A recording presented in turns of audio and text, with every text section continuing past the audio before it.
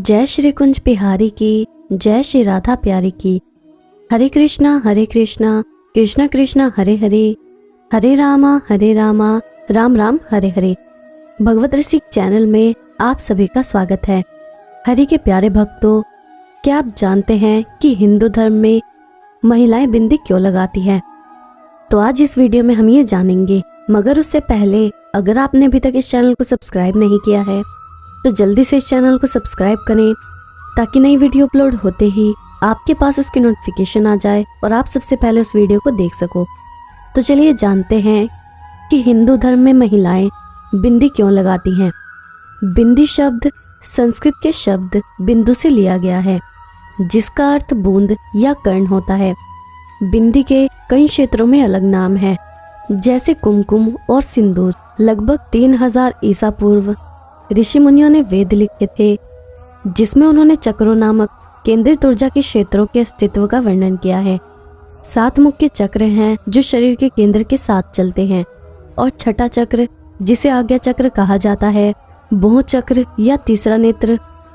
संस्कृत में आज्ञा का अनुवाद आदेश या अनुमान के रूप में किया जाता है, और इसे अंतर्ज्ञान और बुद्धि की आंख भी माना जाता है। वेदों के अनुसार मन की आंख में या स्वप्न में जब कोई वस्तु दिखाई देती है तो आज्ञा से ही दिखाई देती है। इस प्रकार बिंदी का उद्देश्य इस चक्र की शक्तियों को बढ़ाना है, विशेष रूप से अपने आंतरिक ज्ञान या गुरु तक पहुंचने की क्षमता को सुविधाजनक बनाकर उन्हें दुनिया को देखने और चीजों को एक सच्चे निष्पक्ष तरीके से व्याख्या करने के साथ साथ अपने अहंकार को त्यागने और छुटकारा पाने की इजाजत देता है। महिलाएं जिस जगह पर बिंदी लगाती है वो हमारे शरीर का छठा चक्र है, जिसे आज्ञा चक्र, बहु चक्र या तीसरा नेत्र कहा जाता है। इन 7 चक्रों का वर्णन वेदों में भी किया गया है। तो चलिए जानते हैं कि माथे पर बिंदी लगाने के पीछे वैज्ञानिक कारण क्या है। बिंदी लगाने वाली जगह को अंतर्ज्ञान और बुद्धि की आंख माना जाता है, यानी बिंदी उन शक्तियों को बढ़ाती है जिससे आपका आंतरिक ज्ञान बढ़ता है। आप शांत महसूस करते हैं, इससे आपको दुनिया को सही नजरिए से देखने की क्षमता मिलती है, जिससे आप अपने और दूसरों का भला करते हैं। यूं ही नहीं मान्यता है बिंदी की स्त्री में छुपे भद्रकाली के रूप को शांत करती है। बाहों के बीच के बिंदु पर जहां हम बिंदी लगाते हैं उसकी रोजाना मसाज करनी चाहिए। ये इस जगह की मांसपेशियों और नसों को आराम देने में मदद करता है। साथ ही इसका हमारे शरीर पर शांत प्रभाव पड़ता है। जब आप तनाव की स्थिति में होते हैं तो ये वो बिंदु भी होता है जिसे आप अवचेतना रूप से दबाते हैं।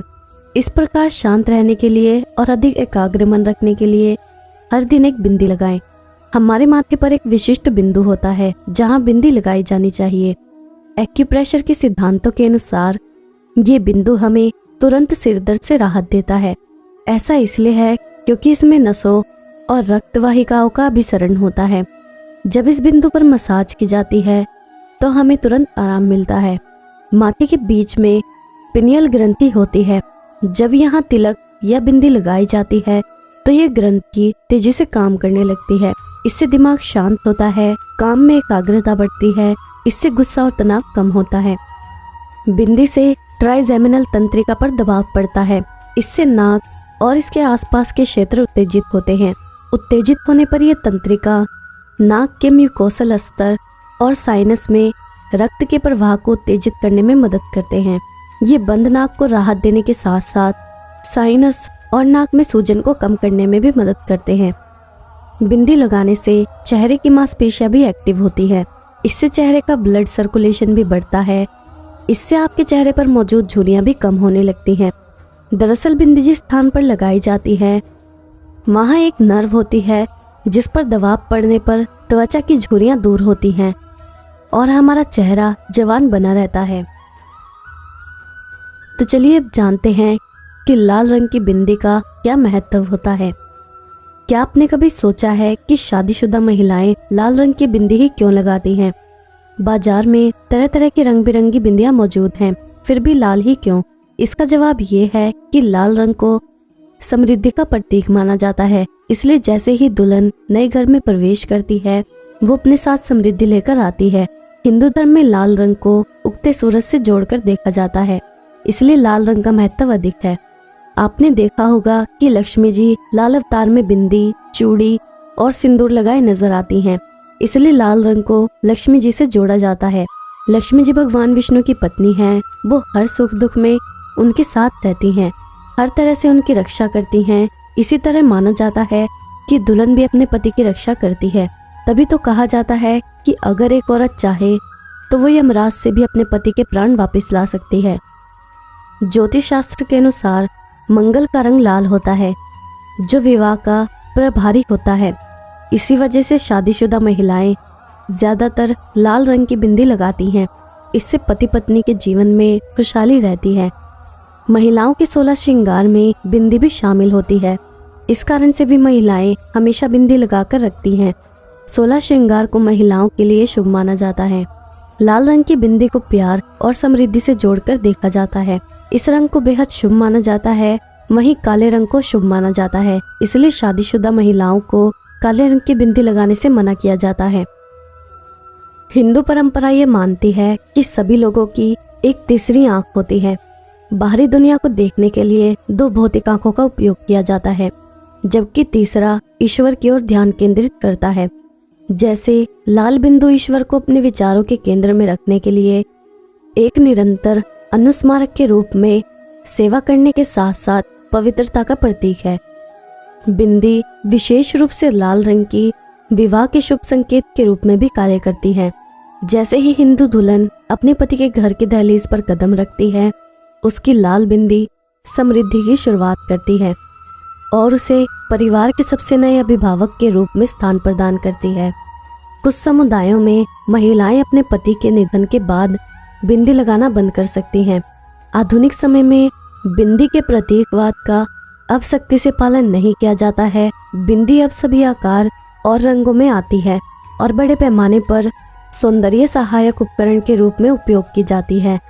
ये संस्कृति विनियोग के प्रश्न को उजागर करता है, क्योंकि कई हॉलीवुड हस्तियों ने फैशन के रूप में बिंदी पहनना शुरू कर दिया है, जबकि पारंपरिक बिंदी पहनने वाली संस्कृतियों वाले कुछ व्यक्ति इस अधिनियम की आलोचना करते हैं। वहीं कुछ अन्य लोग इसे भारतीय संस्कृति को अपनाने के प्रयास के रूप में देखते हैं। तो आज हमने जाना कि हिंदू धर्म में महिलाएं बिंदी क्यों लगाती हैं। अब मैं आपको शिवजी के एक ऐसे भक्त की कथा सुनाती हूँ जिसके लिए शिवजी ने काल को भस्म कर दिया था। महाकाल शिव की महिमा अपरंपार है। उन्हें प्रसन्न करने के लिए किसी खास प्रयास या पूजा पाठ की जरूरत नहीं होती, बल्कि सच्ची श्रद्धा और पूरे मन से किया गया प्रयास आपको भोलेनाथ की कृपा का पात्र बना सकता है। शायद यही वजह है कि अपने भक्तों के लिए महाकाल ने काल तक को भस्म कर दिया था। भक्त के प्रति महाकाल की अगाध आस्था की जिस कहानी का हम जिक्र कर रहे हैं, वो स्वयं भगवान कार्तिकेय ने संतों को सुनाई थी। इसके अनुसार राजा श्वेत केतु, जो कि भोलेनाथ के परम भक्त थे, उन्होंने काल को भी जीत लिया था। राजा श्वेत केतु सदाचारी, सत्यवादी, धर्म के मार्ग पर चलने वाले शूरवीर और प्रजा पालक थे। वो अत्यंत ही निष्ठा और प्रेम भाव से प्रजा का पालन और अगाध आस्था और श्रद्धा भाव से शिव भक्ति करते थे। उनके इस भक्ति भाव से महाकाल अत्यंत प्रसन्न थे और उनकी कृपा से श्वेत केतु के राज्य के लोग दुख, दरिद्रता, अकाल मृत्यु और महामारी से अछूते थे। एक दिन जब राजा श्वेत केतु का जीवन काल समाप्त होने को था और वो भोलेनाथ की आराधना में लीन थे, तब चित्रगुप्त ने यमराज से कहा कि राजा श्वेत केतु की आयु अब पूरी हो चुकी है, अब उनके प्राण हरने का समय है। तभी यमराज ने अपने दूतों को आज्ञा दी कि वो जाएं और श्वेत केतु के प्राण हर लें। यमदूत राजा श्वेत केतु के पास पहुंचे तो वो शिव मंदिर में बैठे थे। दूत बाहर ही खड़े हो गए। श्वेत केतु गहरे ध्यान में थे। बहुत देर हो गई थी। ना श्वेत केतु का ध्यान टूटा और ना ही ये दूत हिले। दूत बिना अपना काम किए खड़े रहे। जब वे वापस नहीं पहुंचे, दूतों के आने में देरी होने के चलते यमराज स्वयं ही राजा श्वेत केतु के प्राण हरने पहुंचे। लेकिन वहां उन्होंने देखा कि वो तो महादेव की साधना में लीन थे। अब तो वो सोच में पड़ गए कि इसके प्राण कैसे हरें। उन्होंने सोचा कि यह अभी पूरी तरह शिव पूजा में डूबा है। इस स्थिति में शिव पूजा का उल्लंघन नहीं किया जा सकता। तब वो भी बाहर ही खड़े हो गए। उधर जैसे ही काल को इसकी सूचना मिली तो उन्होंने तलवार निकाली और शिव मंदिर में जा घुसे। काल ने देखा कि राजा श्वेतकेतु अभी भी भगवान शिव के लिंग स्वरूप के सामने बैठे ध्यान मगन हैं। वो झपट कर आगे बढ़ा और जैसे ही उसने राजा श्वेतकेतु का सिर काटने के लिए तलवार उठाई, शिव ने अपना तीसरा नेत्र खोलकर काल की ओर देखा। भोलेनाथ का तीसरा नेत्र खुलते ही काल वहीं राजा श्वेतकेतु के सामने जलकर भस्म हो गया। थोड़ी देर बाद जब राजा श्वेतकेतु का ध्यान टूटा, उन्होंने अपनी आंखें खोली तो राख में बदल चुके काल को देखा। उन्हें चिंता हुई कि ये कौन है और क्या है। श्वेतकेतु ने भगवान शिव से पूछा, हे भोलेनाथ, ये किसकी राख है? इसे किसने और क्यों जलाया? तब भोलेनाथ ने बताया कि ये काल था जो कि तुम्हारे प्राण हरने आया था।